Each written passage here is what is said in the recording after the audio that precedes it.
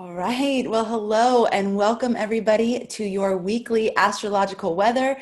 We do have a bit of a curveball here today. For those of you who don't know me, my name is Amanda Walsh. I'm the founder of Astrology Hub. And usually I am here with predictive astrologer Ann Ortley. She is out sick this week. So we had a moment this morning where it was like, okay, we either cancel this or open to whatever else comes. And Gemini Brett sent me a text and said, hey, I'm willing to step in.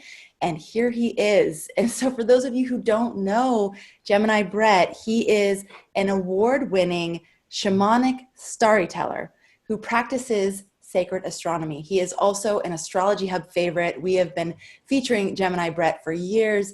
He's an amazing astrologer, and I'm so grateful that he's here today. Before we dive in, though, I'd love for us all to just take a moment to close our eyes and see Anne in our imagination. Just imagine her thriving and healthy and laughing and being her normal self on this show next week or the week after, whenever she's feeling better. Just holding her in your heart, thriving and healthy and happy and back here on the show. All right, thanks everybody for that. And Brett and I he had like very little time to get this together, but we have an amazing show planned for you. And we're going to start with yesterday because we had a full moon and it was a big one. And so we're going to go back a little bit and then we'll go forward. But before we go back, Brett, can you please, on our scale of 1 to 10, just give us a sense for what the intensity level is going to be for this Tuesday to Tuesday? 8. It's a lot. It's a lot of things that we've been talking about building up with Mars and Aries and starting to activate. I mean, it's kind of going to stay that way for a while. I hate to be the bearer of bad news. So we'll also focus on some of like the really cool relieving and shifting and beautiful energies. But I think this is a really intense time. I think we're all kind of starting to experience some of the fire after, being shut down. And we'll see how that is going to play differently for everybody, right? Yeah. Okay. Well, you don't have to feel bad. We're used to getting 10s almost on a weekly basis from Anne. Astrology this year, we've been talking about it. People have been talking about it for decades, for years. And, so let's not, avoid truth and just work with it, right? Come to the energies and choose change before change chooses us. That's the big mantra that came in. This is not the mantra, actually. The thing that came in while I was preparing was freedom is a lonely goddess right now. And that we will manifest a reality of free energy when we free our energy. So it's about sovereignty and a lightness and freedom and, including in free speech and whatever, lets you feel airy, alive. Today, we're coming together in moons, trining Venus. And this is kind of, I think, the best energy of the week. I'm really excited to be in this space to rap about it, but there's also a really significant challenge right now. So yeah, that moon yesterday, all my troubles seem so far away. Yesterday was, for us, it was interesting just the things we were doing. The kid had to get a vaccine for school. We've been investing in some alternative currencies, for example. We went and did that and then hung out with the naturopath, but there was a point in the middle of the day where we were at a playground that we couldn't go to. And so we were on the other side of the gate. And there was this really cool sundial I was checking out at this civic center in Sausalito. And, of course, signs just everywhere and everything shut down. So just kind of really feeling that we need to play Leo, that amazing. And then we don't have the freedom to do so. And with that Taurus Uranus square, it really feels like issues around the body and our health and our sensuality and our aliveness. And issues around the financial thing, which I think is really interesting. Certainly not my forte, but like some really fascinating things have been happening there this year. And it's been kind of the talk of the town astrologically. And I haven't seen anybody go into some of the kind of hidden thing. Like there's a huge thing that's happened this year in the financial system in the United States. I don't understand it well, but I know it's gigantic. So those are some of the things I think that will come alive today. And then yeah, I want to like focus on some themes that really seem to be showing up, like homeschooling, free energy resources, or alternative energy resource. I think next month would be, everybody's been planning on going solar, like do it. This Leo new moon coming up, it's like the solar time, you know? Yeah, bank stuff, the comet stuff, and then I don't know where we want to go from there. But I just want to hold in my heart that like the goddess freedom is ready for you to come to her temple, whatever that means for you, whether it's exercising your free speech, whether it's like getting outside and being with the trees, maybe for the first time in a while, if it's forgiveness of something in the past, if it's statements of spiritual, physical, mental sovereignty for the crazy stuff that seems to be, you know, in the windshield, like in the road ahead. It's a really amazing and powerful time for us to choose to like call them in and align ourselves to freedom. And that's going to mean something different to all of us. So I don't want to tell you what that is. You know, I just want to say it is. And it's like, we have to go there intentionally. So this is basically themes that have come up around this full moon, correct? So the full moon yesterday? Yeah, totally. Okay. And also just to say that, you know, we've had 2 Cancer new moons, right? And I feel that kind of energy of home and tribe and crew, you know. Shelter was a theme that, of course, is so alive right now. The last time I felt this kind of like cliquey patriotism thing, if you will, like really promoted this strongly was like the 9/11 time. And it's different this time, right? But there is this kind of like war against the hidden enemy thing and like different revolutionary models right now and revolutions, you know, and it's kind of like pick a side, or do you wear masks or you do not wear masks? Is that red or is that blue? You know, like that whole just seems so alive right now. I guess that's true of every election year, but it's so big right now. Yeah, lots of polarization, I think is what you're talking about, that picking the sides. You know, what's so interesting about what you brought up about your activities yesterday on that full moon, where we're talking about freedom and where you say, go to the goddess, the temple of freedom, and tell her that you're in, and whatever that means for you. You know, I have a family member right now that I'm helping work through freedom around his thoughts, like getting free from the negative patterns, the thought forms that just like grip us in anxiety and worry and paralyze, really, and helping him like free his mind literally from that level of consciousness that wants to pull us down, right? Yesterday with my girls, we went to our first yoga class together, like an adult yoga class, an hour and a half. Amazing The outside? class with this. What's that? Is it outside? No, it was inside. It was inside, 6 feet apart and all, you know, but we did the yoga class, and I told the girls, I said, this is part of our homeschooling curriculum. We are going to do yoga together once a week. And it's going to be a real yoga class, not like a kid yoga on Gaia.com. Like we're going to go to a yoga class. And it was so powerful to share that experience with them. You know, they're 11 and 8, almost 12 and 9. My 8-year-old didn't last that long, but she sat in the back and listened to the wisdom and read her book and played with the dog. And, but my daughter Madeline did the whole entire class, and I could see her in this like individuation sovereignty moment of like, she is stepping into her sovereignty as a young woman. And it was mind blowing. But then you talk about the themes. Then we went to the accountant, and I had to sign some papers.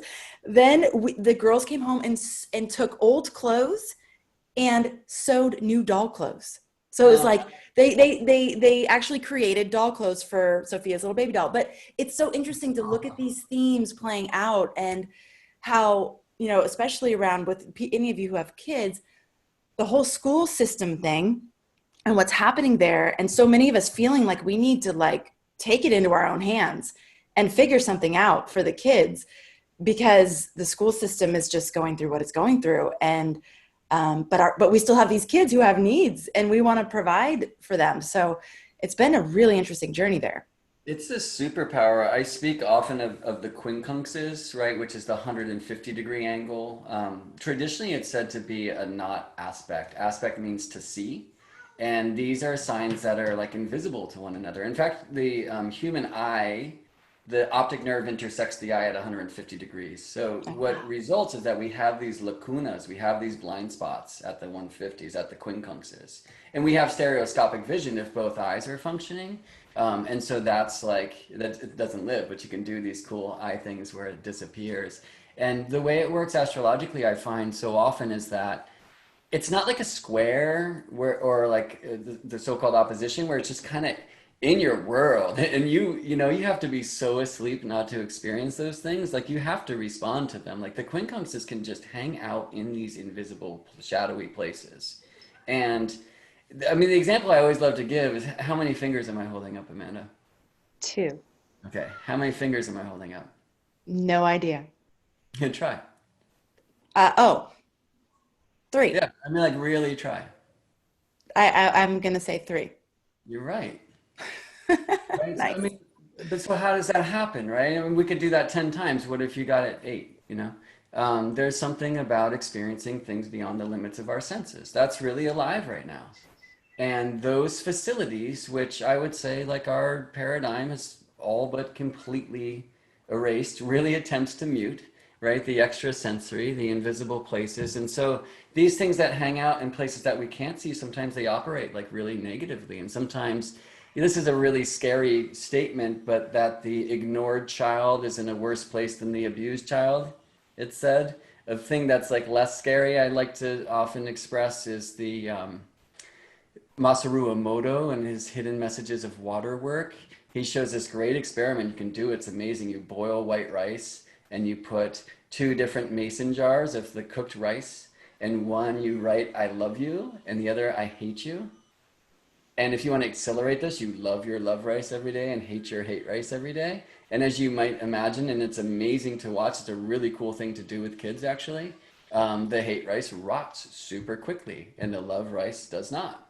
But the craziest thing about the experiment is, if you have a so-called scientific control, one where you write nothing and do nothing, it rots faster than the "I hate you" rice. And Wow. sometimes these quincunxes can play that way, where because it's just ignored and it's hard to find compromises between these two things, that it can really just kind of fester. And so for me, one of the great gifts of astrology is to know where those places are, because they also open those, oh, I can connect to the invisible places. And the reason why I say it's actually not so much alive right now, there's pieces, but for me, like, we should all know our prenatal eclipse points on our chart. You will find that when they're activated, it's crazy. And for the world too. And so this June solstice eclipse, which anybody who follows my work or the conversations we've had here at Astrology Hub knows, like, it's all powerful in my world. But one thing that was really intense on that prenatal, or that solar eclipse chart on June solstice, was a very active 1st-degree Cancer solar eclipse, quincunx to retrograde Saturn in the 1st degree of Aquarius, which is where Jupiter and Saturn will meet on December solstice this year. That's a big talk of the town, right?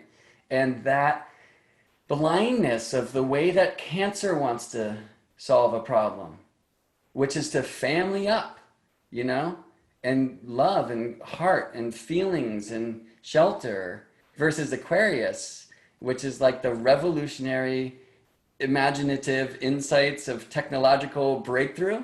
So like that kind of technocracy, you know, I don't want to like just show my own biases or fears or whatever, but there's this very interesting thing around vaccines and technologies and, you know, how the technocrats will try to solve the problems. And we could even say like the governments versus how you would want to do that in your home. So Koa, for example, has been going to this forest school, which is just, I mean, he's young, you know, and he's been going to this place where you literally go to the park and he hangs out with the kids and they climb trees and they're in nature and talk story, as you would say in Hawaii. And like, it's so beautiful. And the intention was to keep him there for another year. And that's not happening now because the teacher doesn't want to deal with like the mask protocol and the potential financial disaster if things get shut down and all that. And so Anna's just really actively working towards getting together a pod, right, as they say, which is this really cool Cancer word too, for homeschooling. And I think that that's one of these superpowers that's alive here. It's like there's weird hidden things happening in the education system, and around freedoms and stuff that's kind of forcing you to take it home. But as you do, as like yoga, as you said, becomes like mandatory homeschool subject, right? I mean, think about the changes the world is going to have. Seriously, it's not only yoga for me, but also astrology. That thing that you were just talking about with the power of words and intentions. I mean, all these things that we as adults, I think most people interested in astrology have come to this point where we have a little bit more of a metaphysical curriculum that we've been studying around energy, around the power of our thoughts, around the power of our words. Can you imagine if our children grew up with that? So we're going to get to the week, you guys, I promise. But it's good. This is just basically the overarching themes. But the kind of forcing, I mean, if you had told me a year ago that I would be doing homeschool with my children, I mean, there is no way I would even be able to fathom how I could do it. Even if there was a desire to do it, which I really haven't ever had, there would be no way logistically I could do it. But things have just continued to open up with my ability to be like, okay, this is what's happening. What is the best solution here? How can we make it work? And I've actually gotten excited because it's like, what do they really need to know to live a fulfilled and purposeful and true life? And is the school system providing that? And could I potentially put together my resources, you know, people that I know, and bring in experts in totally different fields to support them? And so it's actually gotten very exciting to think about. And I can see this is not only happening in my household, it's happening all over the place as parents are going, what are we going to do here? And so can you imagine the kids that are going to benefit from this? I think it can be really revolutionary, truly. The adults that are going to benefit through our kids benefiting from, like, you know, a true intentional education. I want to be careful what I say about the current system and all that. But look, this is a theme for we're all in homeschool right now. I mean, how many sessions have I been doing this month of like, oh, I've been studying astrology for 20 years, but not seriously until this lockdown gave me time to. And of course, for us, that's going to be a lot of people tuning into astrology more than ever they did before. But that's happening in so many places of advanced learning. Whatever calls you. So, you know, like the unschooling thing, right? Which is just, they want to play video games, like let them have it. And 6 weeks in, they're like, this is boring. Like, what's that pyramid book about? You know, we're all in that space right now. And there's this weird, you know, I don't think I think we're all actually also tasting fear in different ways, right? I mean, that's also really key to your interest. And like what you said very beautifully, Amanda, is like, you know, freedom of the mind, freedom of thought. It's so difficult astrologically. Like when I'm just rushing in an hour to say, oh, cool, well, I'd like to step in this week and, you know, let me look at the transits of the week. It's so hard not to just lean into, oh my gosh, so that one's really rough. That one's really rough. And to like lean towards the beauty.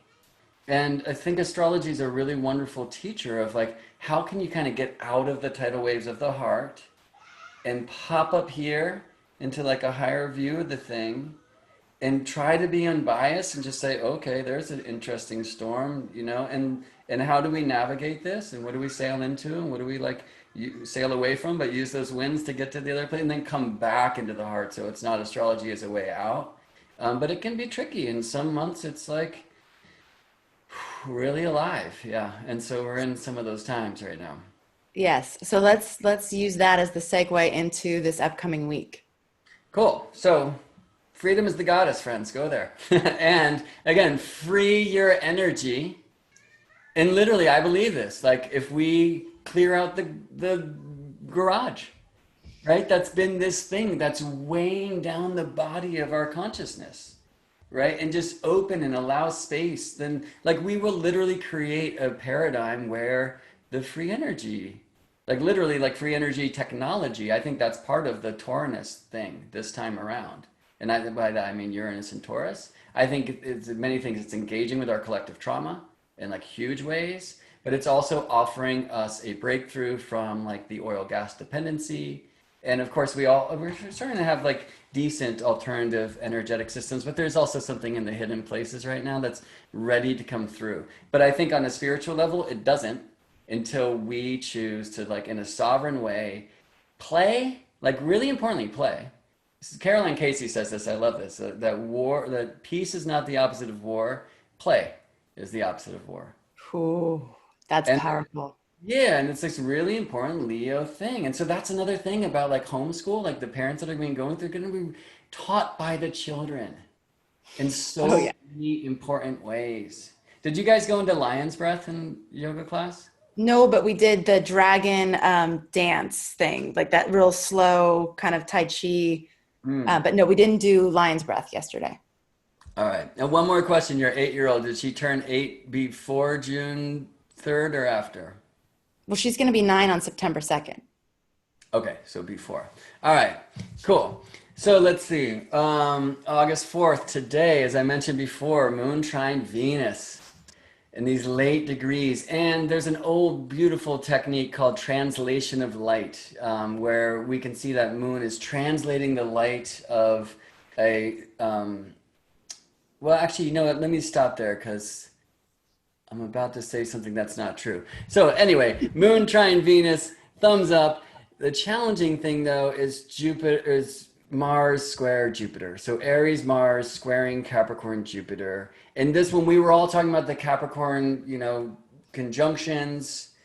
This is something that we all said was going to come up. And then later this year, Mars will move into Aries, and then Mars is going to square Jupiter and square Pluto and conjoin Eris and square Saturn and then station retrograde and do all that stuff again. And that time is now, right? So this morning, Aries Mars squared Capricorn Jupiter. Some of that for sure is about Aries, your rugged independence and that thing you want to give your energy to, and Capricorn, like the government and the tribe and the elders, traditions, and it's a square. It is tense. One is about the whole team, and the other is, So I'm like a meme that's alive in this in the external world is, oh, I've been told if I wear a mask, it's actually not great for my health, and why should I do that when I'm just out walking on a hike versus another side of the thing that's like, no, you're killing old people if you don't. So like, don't just think of yourself, right? And I'm not saying like where I am at that, like, let's just look at that. That's very alive right now. And that's very much like an Aries Capricorn or Aries Cancer kind of square. And it's heating up, and Mars in Aries is a big energy, and it does want breakthroughs in new ways. And what are you willing to give your energy to? And what's worth, I would even say it this way, what is worth fighting for versus old kind of like traditions and systems. And so, I mean, like the Black Lives Matter thing's really alive in that square. Like a lot of dynamic change can come out of it, but it's going to feel tense. And it's just like music, we want tension to bring about the resolution, okay? But so it won't be this week. But Mars will square Pluto on August 13th next week. Mars will conjoin Eris on August 17th during a Mercury cazimi. And so there's like the uninvited and messages from beyond. Mars square Saturn August 24th. Mars stations retrograde on September 9th. Lilith is in this mix. And so like all of that stuff is really heating up. Individuation versus the tribe. The harmony is individuation for the tribe.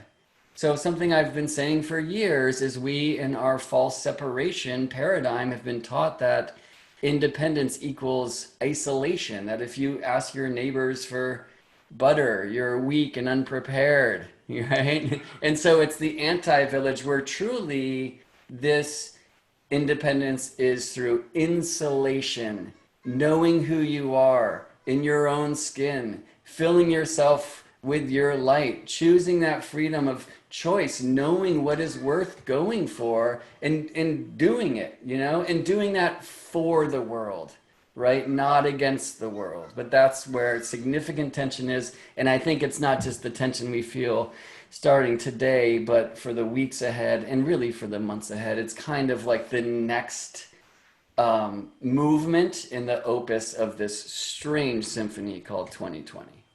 All right. August 4th, also later tonight. I'm speaking Pacific dates, Pacific time dates, right? So the calendar date might be the next one for y'all. But Mercury's moving into Leo. More play and the playful mind and the sovereign mind, right? And so fire, spirit, intuition. But again, like play. So a really cool thing is like, we've all had well, not all, but people who have kids have had the kids in the house. And it's like, oh my gosh, like how do I entertain them in such a way that's not just put them in front of the Disney movie? And the answer is play. And if you don't know how to do it, ask them.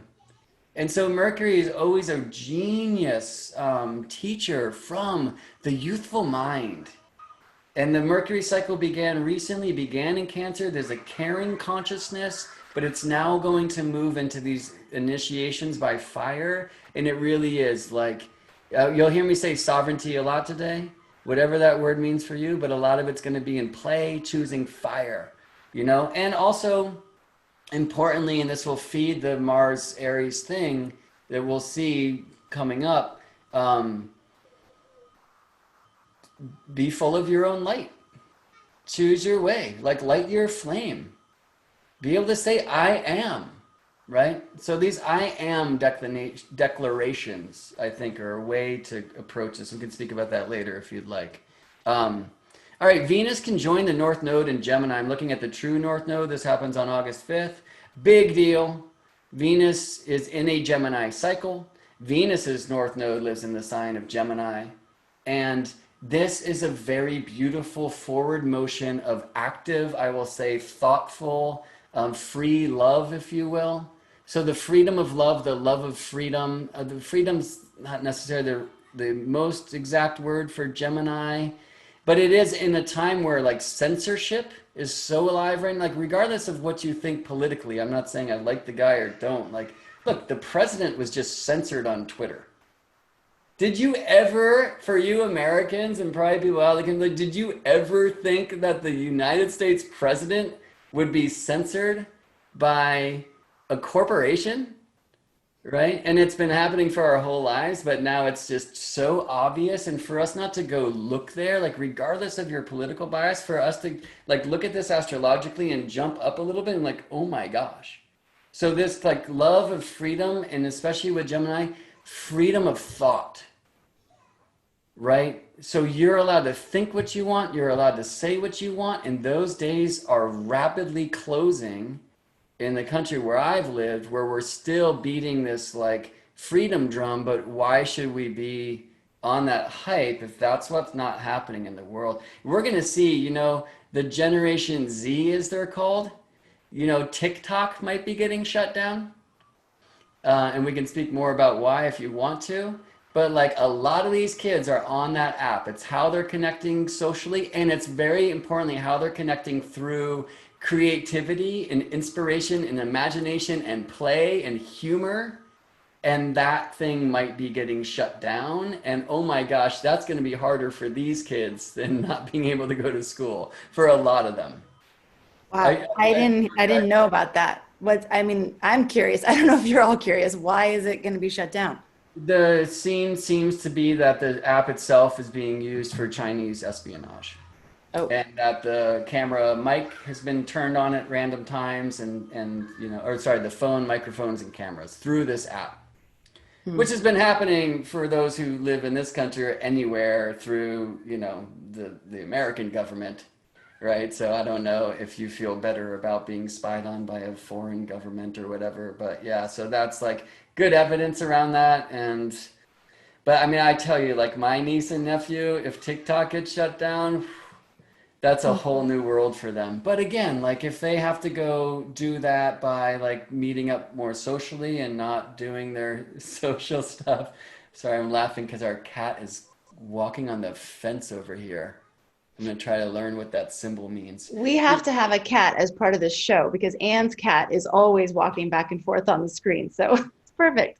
Good job, Chase. His name's Chase, and he's chasing something. Nice. Yeah, so I mean, I like the idea, right? Of course, this ability for us to be able to connect technologically and really bring in the team. And I think it's so important for astrologers, like, oh my gosh, I'm not the only weird one. Like there, we have crew, and oh my gosh, it's growing and growing, and that in many regards is thanks to communities like Astrology Hub who are employing the technology in a good way to bring us together in heart, in family, right? And that's happening not just in astrology, but in so many different like alternative places. But the more that we connect socially through internet, the less that we connect socially in the yoga class, you know, or wherever where we're actually engaging with people. And I think that again, like the younger generation really seems to be activated right now. And so homeschool is part of that. I think Mercury into Leo, we're really going to start seeing. And I think leaving our ears open to the young ones in these movements ahead is super important this month.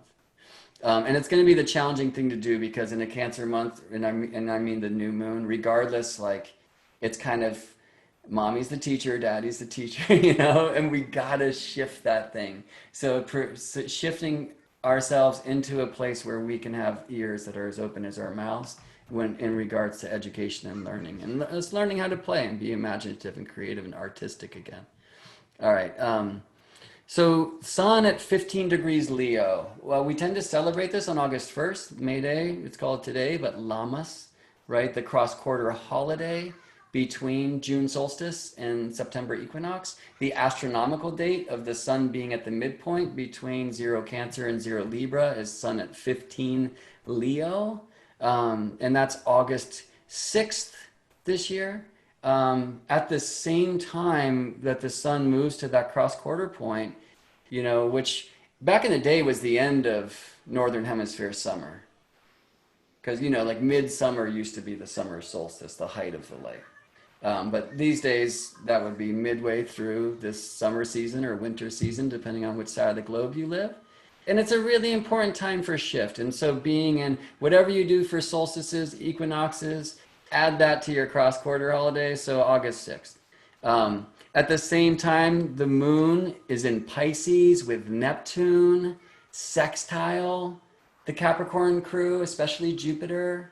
So there really is something here about playful, radiant, artistic creation, leaning on inspired, compassionate, dreamy imagination, connecting to like old spiritual traditions. And so there are actual old spiritual traditions of how you do a cross-quarter thing. Maybe look into it, right? And we could rap more about that if you'd like. All right, so August 7th, Venus into Cancer.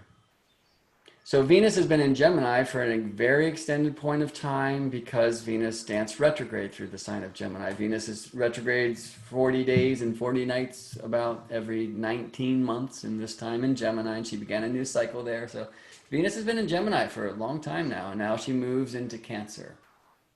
And that shift from air into water, that shift from kind of like a mental place into a very like heart place, we're going to feel. And especially because that first degree of Cancer is the degree that hosted the very powerful solar eclipse on June solstice.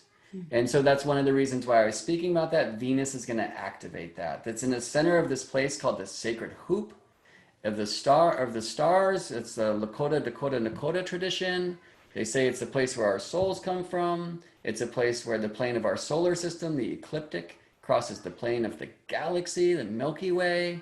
It's looking out into intergalactic space with your back to galactic center, and it's a very powerful place in the heavens. And I want to say that like really important things are happening right now. There's a freedom around the bank thing that we could talk about. I don't understand it that well, but we could talk about it. That's a Venus thing.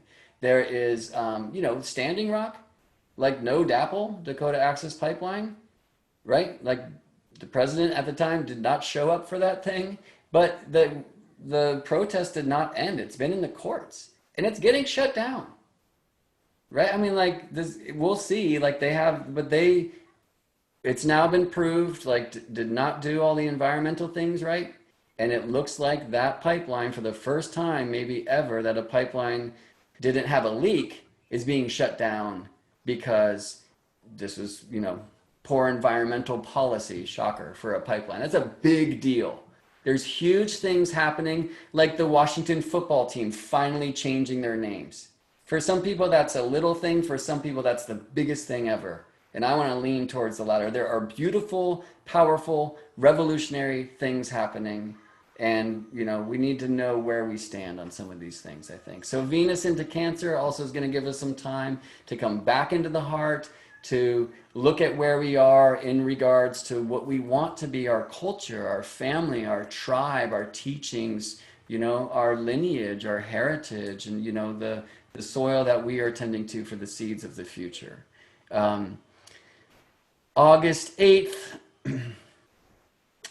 Mercury's parallel Venus, and I love this. It just feels like creativity again around inspired play. August 9th, Mercury trines Chiron, who's been in Aries for a bit. And the next day, Mercury squares Uranus. So this has been really interesting over the past, good amount of time now. When something is in a tense aspect with Uranus, it's often in a really kind of flowing aspect with Chiron, and vice versa. And here we're going to see the trine to Chiron. So part of that is the alchemy of the soul's medicine through addressing wounds, and abandonment is a huge theme, and separation and isolationism, and coming back into some kind of social fire for bringing your individual spark to contribute to the collective fire, I could say. And the tension is around traumas of the body. Okay, and so that's not just your own personal body, but that's very much alive right now. And sovereignty around your own personal body is very much alive right now. But also the collective trauma. I mean, I could talk forever about the comet that almost destroyed humanity 13,000 years ago, and we found evidence for it when Uranus ingressed Taurus. And some of the hidden traumas that are in the deepest shadows of our DNA are ready to be re-engaged, and that could be a painful but also a beautiful thing, because so much of the corruption and, dare I say, evil in this world is resulting from us suppressing, as a species, this dark trauma of the things that we had to do to survive when the light went out a long time ago. And so some of the most intense things in that regard would be what are happening with children, and the trafficking reality, which is a reality. And, if people aren't tuning into the Ghislaine Maxwell trial right now, then the major media system is working, right? I mean, Epstein, Maxwell, these things that are happening, there are really powerful shifts that are addressing probably the darkest thing imaginable.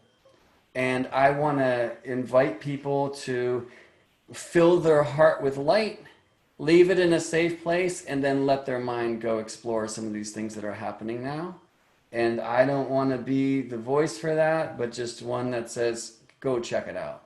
If these things, if names are named, I'm talking about the paradigm change that we've been all calling for, right? But it's not going to happen without revelation, without, a deep revealing, an old veil coming off and more light to come through. And we are on that precipice.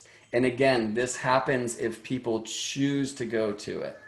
Because if we keep ignoring it, then it just lives, So I think that's a huge deal. And I think part of this thing about Mercury trine Chiron square Uranus at the same time as Mars in what's called contraparallel with Neptune, and the moon can join Mars in Aries. It really is this kind of individuation from the collective consciousness. There's a huge thing around the collective dream and coming out of like delusion to follow our own fire, to assist in deep healing and releasing our own spiritual abandonment, to come together through like healing our personal and collective traumas into the evolution of a beautiful and brand new earth.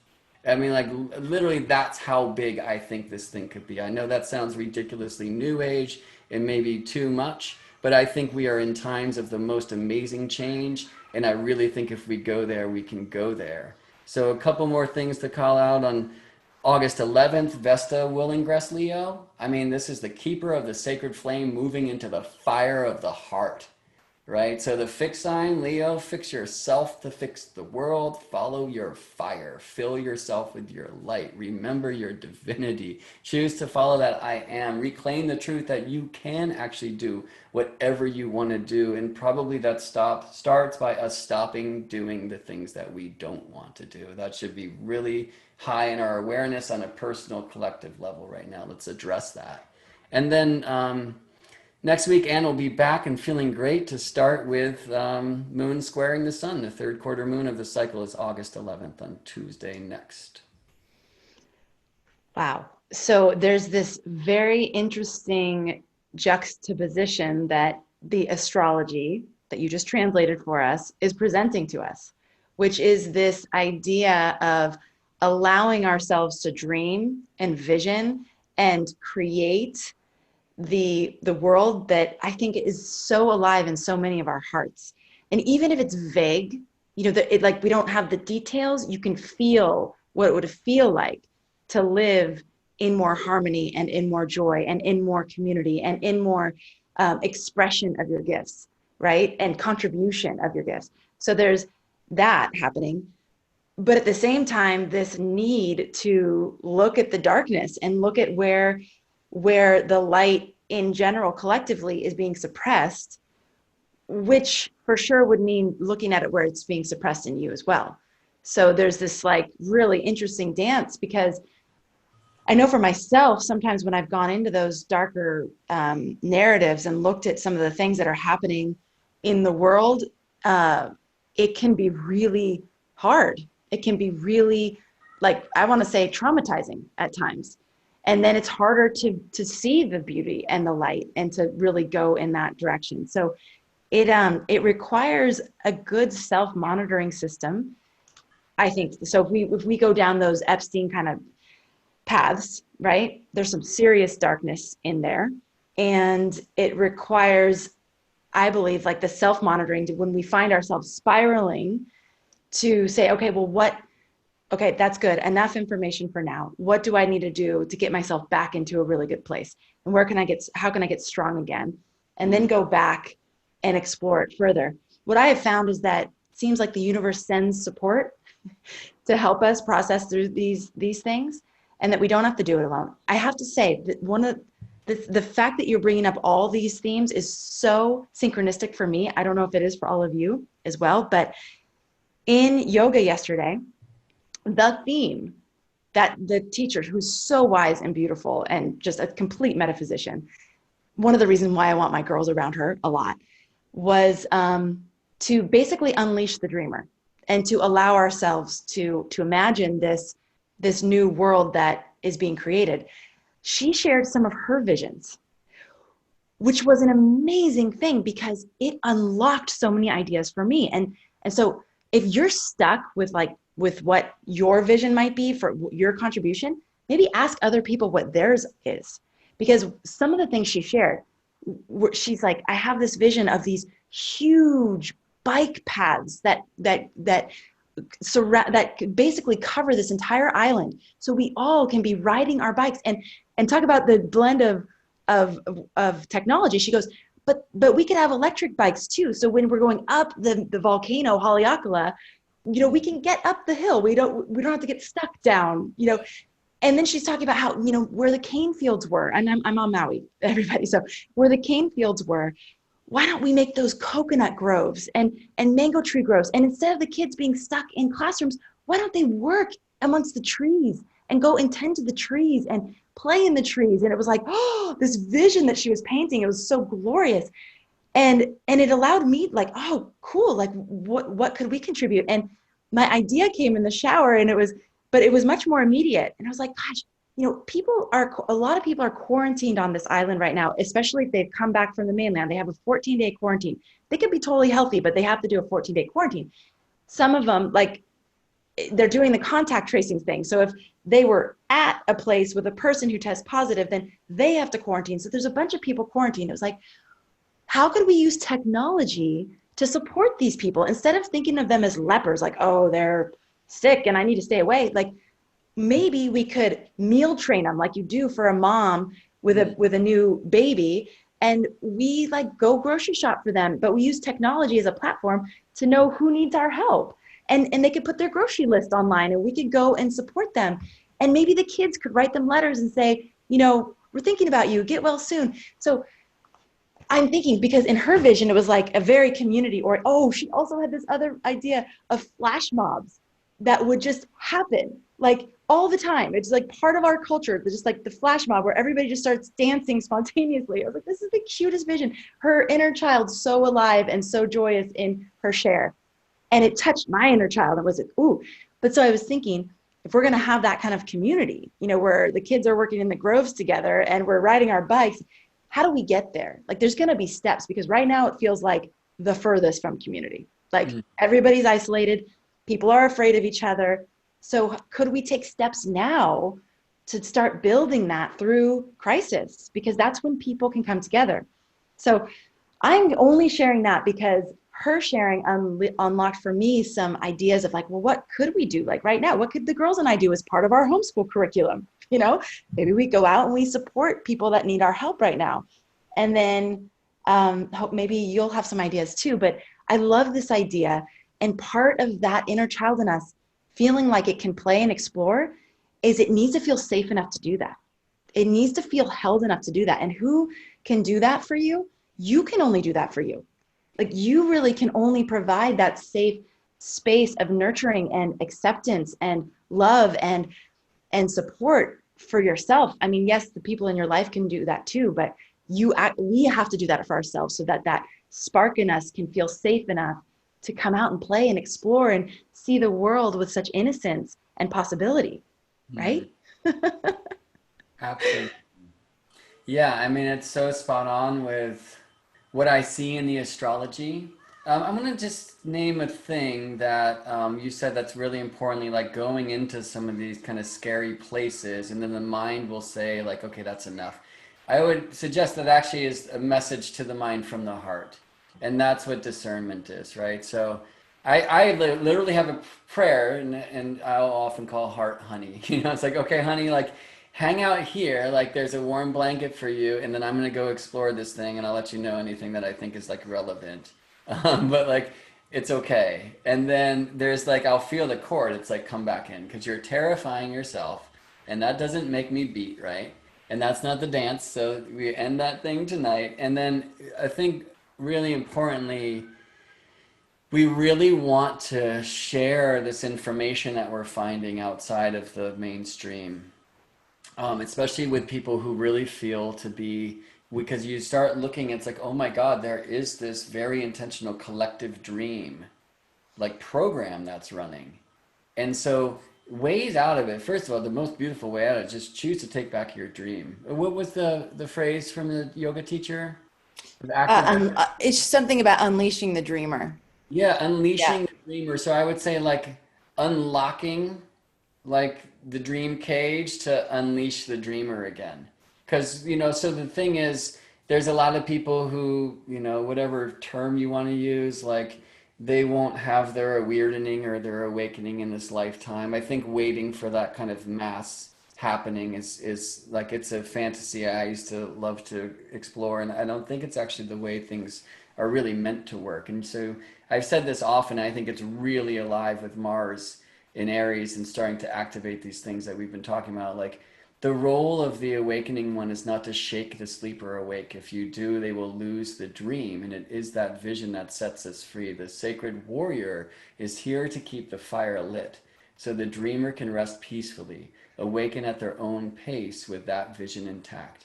And we have to remember that we are awakening and we are dreaming. And if we don't choose to actively take and hold space for that dreamer one, right, we kind of can lose the thing. If you try to do this all in the daytime, right, you are literally burning the night at the stake.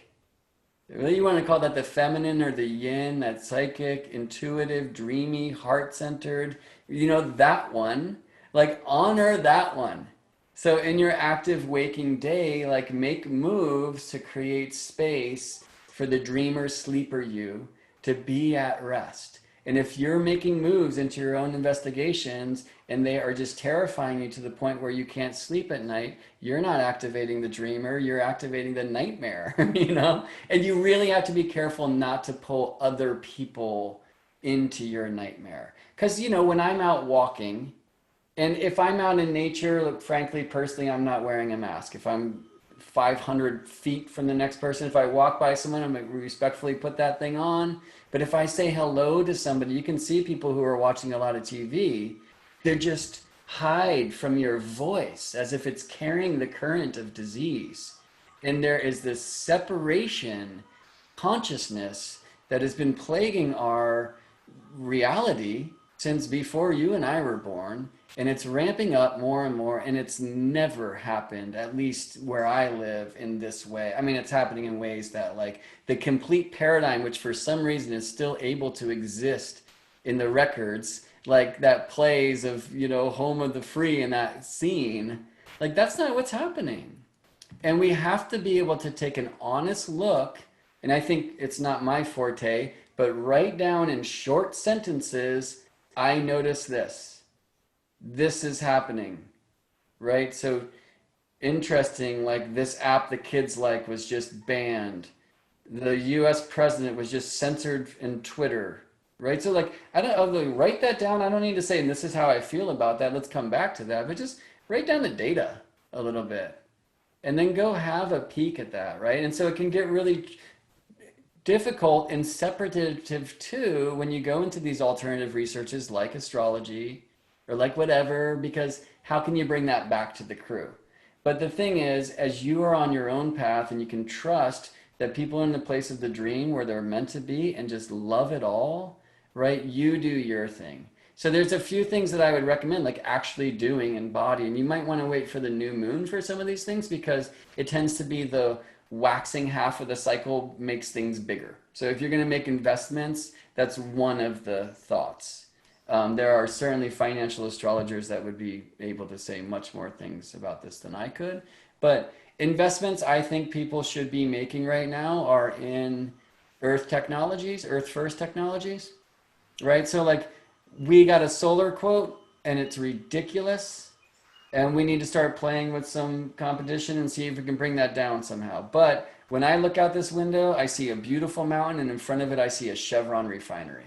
And I'm reminded that even to do this right now, I'm burning oil and gas. And like, why do that? So some of us, it's like hesitancy, like maybe we can't afford it. We don't want to get into a deal where, they pay your solar for you, but you're in this like 20-year commitment. And then that completely impedes on your freedom and all that. Well, put something in place that even if you leave your home, if you own a home and you can do this, like the people who will come into it are inheriting this thing that is breaking us free of the oil and gas paradigm.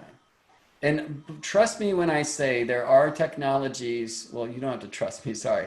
I will suggest that there are technologies that are ready to come in and offer a state of freedom that we have never known before. But we have to be in a place of conscious awareness and readiness for the world to allow that, because it could just lead to indolence and laziness and just the nightmare. But right now, there are things you can do, wind energy, investing in these, whether it's at your home or investing in a private company that does solar farms or whatever, right? That is a paradigm that we know we can engage with. I would say if you have a bunch of money in a bank, and especially one of these big banks, why? And I'm one of those guys, and not a bunch of money. That's ridiculous. But like, why would I even have a couple $1,000s in some bank? I'm getting no interest. So I think investing right now, and then it's really scary. We have to face those fears. Which one works, which doesn't? Well, like one thing I'm considering investing in, literally, I drink a lot of pu'er tea, and like it's aged tea is way more expensive, right? So like you can literally just buy a bunch of tea and put it on the shelf. And some people have made tens of thousands of dollars doing this over time. And then if not, you end up with a bunch of amazing tea. So it depends on the level of like the future and where you see this thing shifting. Well, But even investing in your garden is an investment. the Like, best, I mean, because that's something that I've done since the beginning of COVID, and you've all heard me talk about this, but I'd like to shift my dependency on Costco and these, big stores that I don't truly feel have my family's best interest in mind, right? They're businesses. It's fine. It doesn't make them evil. It's just I'd like to have a little more control over the sustenance for my family, right? So I have invested in a garden, which does require investment, time, water, energy, focus. We have to think about the garden. I'm thinking about going over to the Big Island, and it's like, who's going to take care of the garden? It's part of the family now. It's part of what we do. So, but even just the act of doing it is so rewarding. Even if I never get a squash from my squash vines, the fact that there is something that we're caring about and tending to and putting our energy towards, that's a statement of our values, which have shifted. it's been So the most important change here too. Like seeing Anna, and I have to say she's been so much more involved with it, but seeing her learn directly from the earth. And in this first year, it's been, it's not like been like, oh, here's these huge fruits that are coming out. Some of them surprising, right? But it's like, oh, I see, like that's what I did wrong.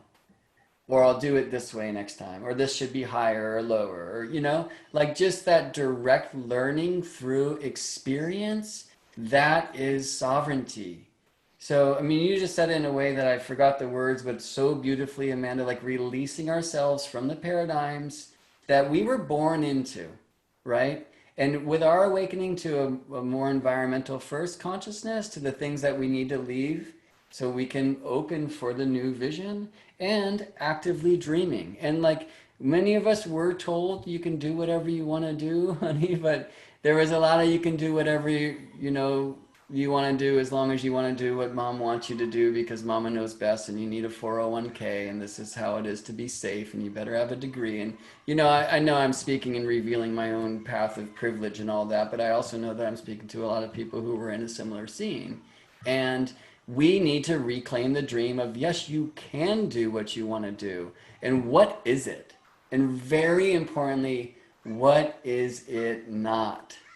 So how can we stop contributing, right? And staying on that train that we know is heading in a direction and towards a destination that is not our destination. And you don't have to like eagle wing fly to the train that's going in the other direction. Like you can change at the station. So start slowing down by releasing some of the old things that aren't you. And look, it's been forced right now. For some people, not for everybody. But maybe that's the challenge of having the kids around and they're supposed to go to school to learn like social experience. And I need the time to do, no, bring them in because you need those teachers. And I'll yeah. say, I think what's coming in right now, like as I started, freedom is a lonely goddess, and all we have to do is to remember how to pray in her temple is ask the kids. Okay. So I have a question came in from the audience. Christina's wondering how this is astrologically based. And I know you went through the transits, but tell us like what you looked at overarching for the week and were like this theme of freedom, this theme of play. I think that one's a lot more obvious, but tell us where you're getting that from the astrology. Yeah, okay, so the principal things are the Uranus, the Taurus Uranus square from the Aquarius full moon reflecting Leo sunlight yesterday, right? So that full moon will kind of be a statement of the 2 weeks to come. I've been addressing in some ways the weirdness of the very strong solstice Cancer solar eclipse in quincunx with Saturn in Aquarius. That solar eclipse chart is like a new moon chart for 6 months. We're in that field, and it's a powerful field. And then the other principal thing I've been talking about, although, changes, astrology is so much based on changes. So the sign changes of Mercury into Leo, of Venus into Cancer. But the biggest thing I think, and that we've been looking for months now, is Mars in Aries, who from that cardinal sign of Aries is going to be activating all of these Capricorn planets, which has been the kind of principal astrological focus of 2020 since, from my awareness, since like 2015. People have been looking at the Capricorn Council, as I call it, and now Mars in Aries is coming into square all of that energy. And that really looks to me like individuation and what you're willing to give your own sovereign consciousness to rebirth from, like, I'll say, a collective dream that might be seeded by old traditions that might not be the traditions that provide for a beautiful earth, but we're shifting paradigms into that reclamation, as I say, of like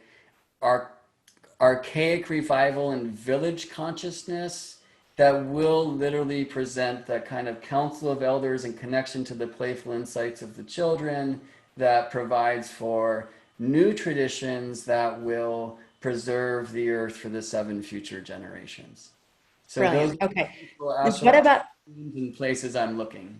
totally. What about the specific around investments? Like why are you saying that around the banks and the, investing in different kinds of things, Okay. astrological?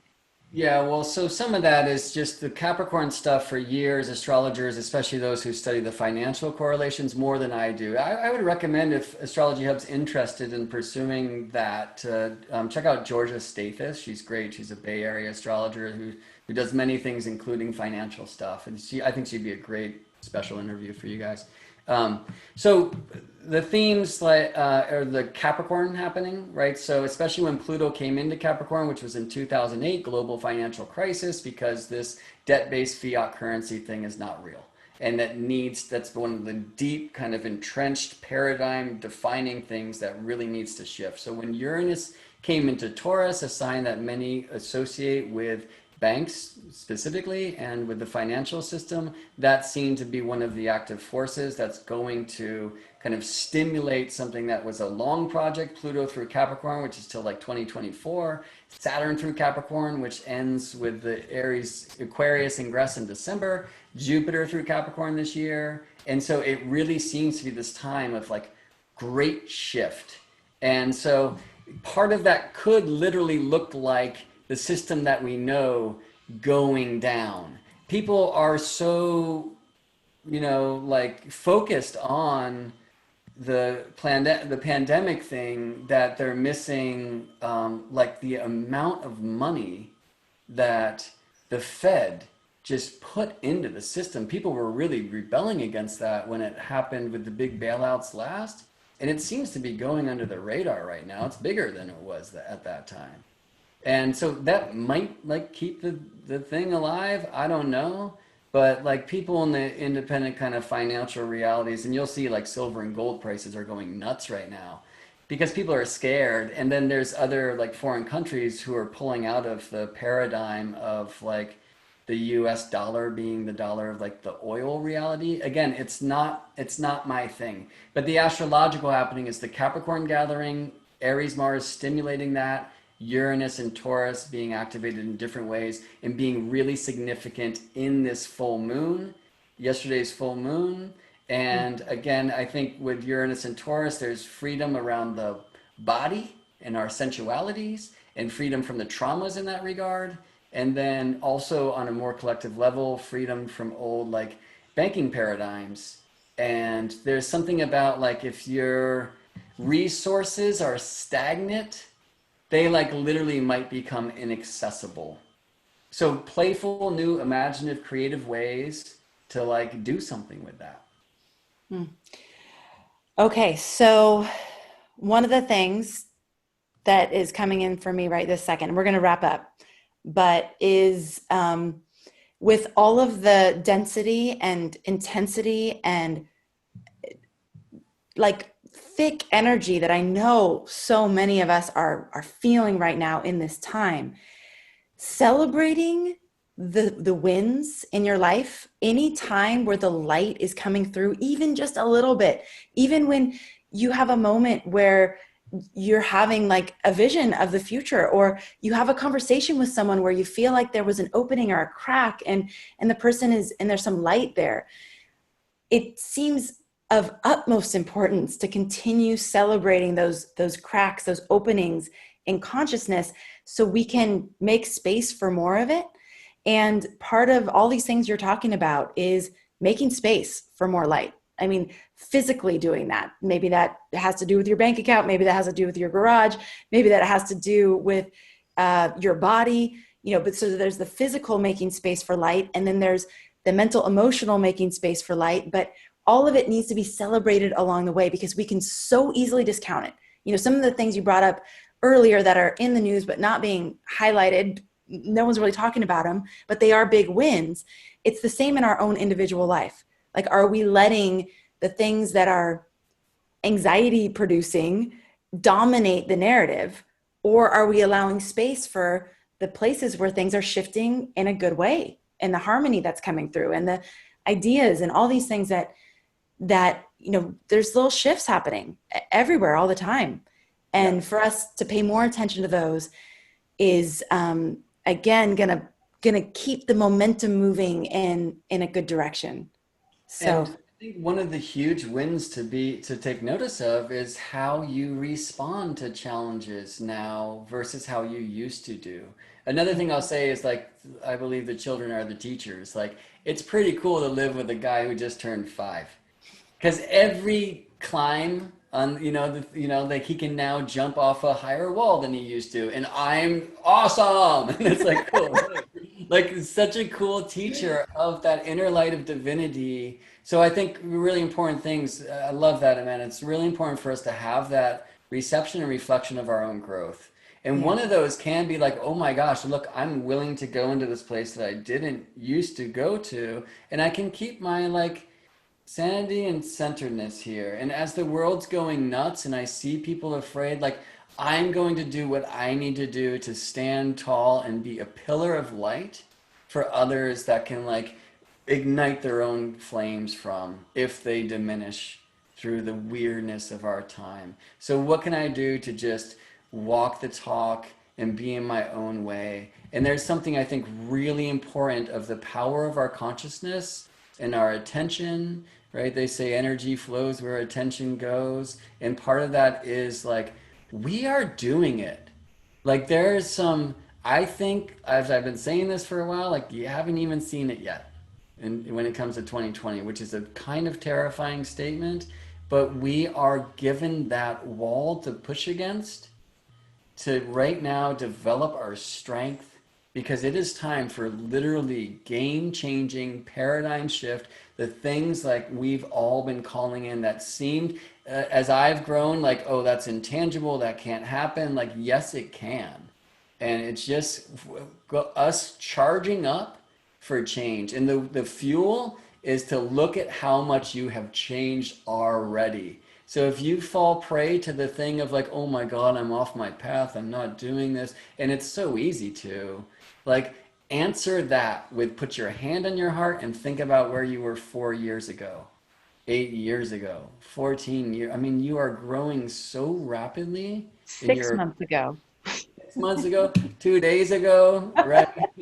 Exactly. And there's waves, right? But Yeah. you can see that the tidal forces are increasing. The moon is growing brighter in your life, and she's calling you home to a place, I think, that we will be creating a reality that we would love for our children to live in. And it's time that we do this actively. And that's the greatest investment, of course, that we could ever make. Thank you so much, Brett. Thank you for being so willing to jump in with like zero notice and have this beautiful conversation with all of us. I really, really appreciate it. And I just knew it was like, God, I can't leave people hanging right now. Like, there's just way too much going on for me to just come on and be like, sorry, we don't have your weekly weather. So I know that was, I mean, a lot of amazing food for thought for everybody to walk with this week and to really work with and see where it's hard to be playful. Why is it hard to be playful? Where it's hard to access vision, see where those blocks are and really get one thing. Natasha Alter, who is an astrologer that we call our fairy godmother here in this home.